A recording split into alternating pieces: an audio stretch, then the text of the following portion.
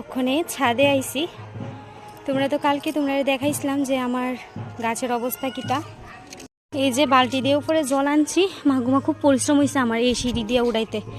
আর আমার ছেলে ওইদিকে রাগ করে বই রয়েছে, ওরে উড়াইছি না দীক্ষা। তো যাই হোক, এই যে গাছগুলো ফুলের কলি আইছে, যাওই হোক।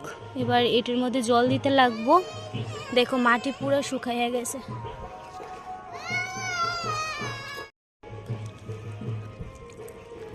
কবে যে এই গাছগুলির মধ্যে ফুলটা ফুটবো আমি দেখতাম।